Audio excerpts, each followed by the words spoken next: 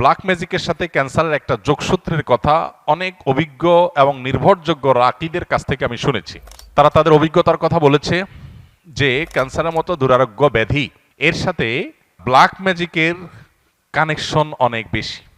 রুকিয়া শরিয়ার সবচাইতে সহজ এবং স্বাভাবিক পন্থা হলো ডায়াগনোসিসের, যে কোরআনে কারিমের তেলাওয়াত, রুকিয়ার আয়াতগুলোর তেলাওয়াত এবং এ জাতীয় বিষয়াশয়গুলো যখন করা হয় তখন রোগী তার মধ্যে অবস্থার পরিবর্তন হয়, অস্থিরতা আর না হলে প্রশান্ত অনুভব করা, এগুলো দেখে মোটামুটি রাকিরা নিরূপণ করেন যে সে এফেক্টেড কিনা।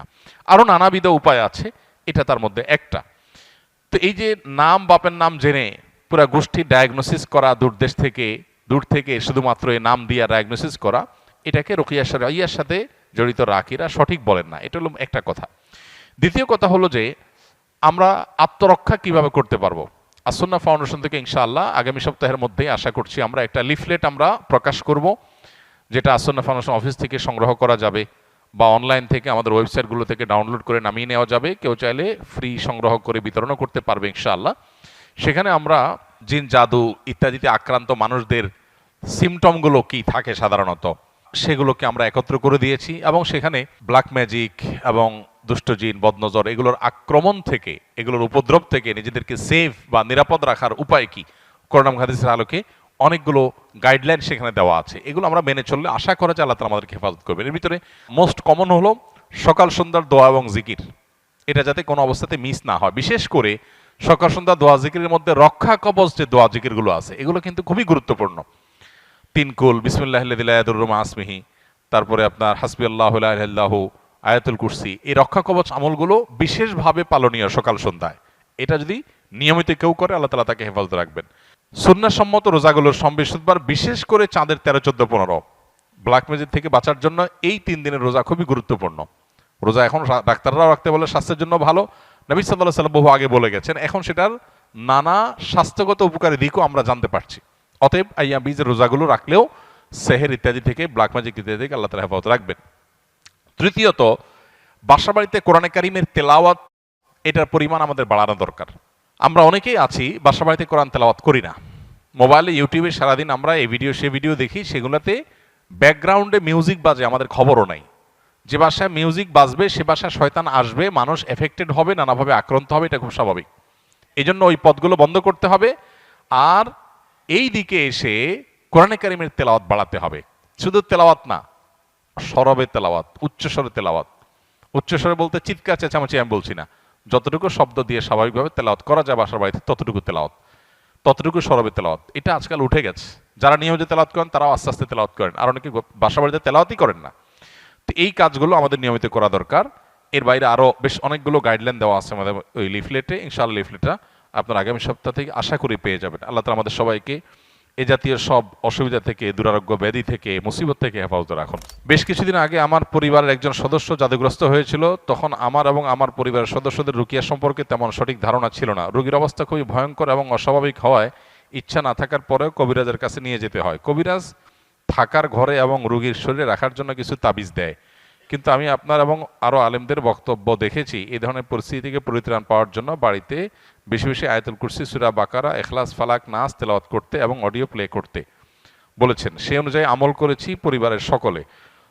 প্রথম রোগী কোরআন তেলাওয়াত শুনতেই পারতো না, ধীরে ধীরে আল্লাহর রহমতে সে এখন পরিপূর্ণ সুস্থ স্বাভাবিক আছে। এখন আমার প্রশ্ন হলো, আমরা যে তাবিজগুলো আনলাম এতে করে কি আমাদের শিরকের পাপ হয়েছে কিনা? শিরকের পাপ হয়ে থাকলে ক্ষমার জন্য করণীয় কি? 2, তাবিজগুলো এখনও বাড়িতে এবং তার শরীরে রয়েছে, সেগুলো কি করব? 3, যারা মানুষের ক্ষতি করার জন্য এরকম জাদু করে তাদের বিরুদ্ধে আল্লাহ তাআলা পবিত্র কোরআনে কি বলেছেন।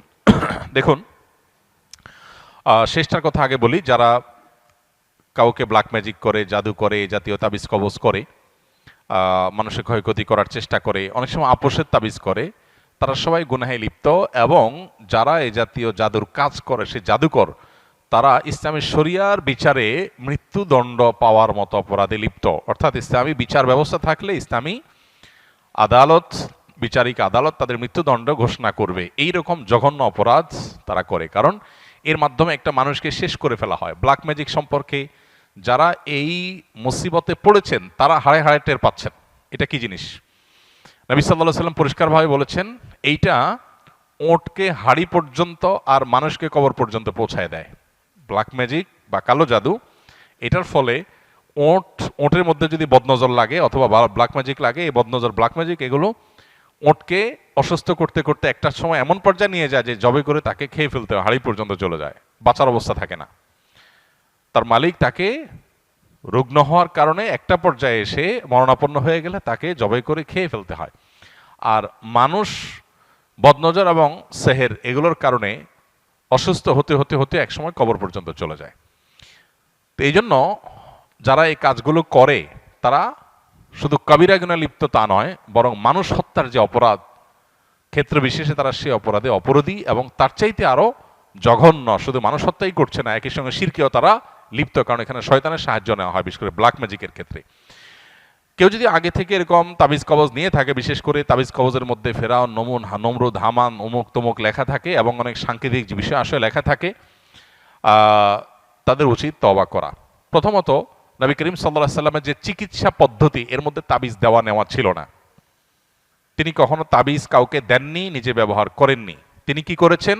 ঝাড়ফুঁক করেছেন, কোরআনে কারিমে আয়াত পড়ে ফু দিয়েছেন, অন্যকে দিয়েছেন। এটা হলো সুন্নাহসম্মত ট্রিটমেন্ট। অতএব আপনার আগের যেগুলো আছে তাবিজ, সেগুলোকে আপনি নষ্ট করে ফেলবেন, ডেস্ট্রয় করে ফেলবেন ইনশাআল্লাহ। আর ইতিপূর্বে যে করা ভুল, কবিরাজের কাছে আপনি গিয়েছেন, ভুল ভাল কাজ করেছেন, সেজন্য আল্লাহর কাছে তওবা করবেন, সংকল্প করবেন ইনশাআল্লাহ। আশা করি যে আল্লাহ তাআলা আপনাকে মাফ করবেন। আর এখানে আপনার বক্তব্য থেকে বোঝা গেল যে যারা সেহের সম্পর্কে ধারণা রাখে না, তারা যদি সত্যানুসন্ধানের দৃষ্টিতে খোঁজার চেষ্টা করে তাহলে তারা পথ পেয়ে যাবে।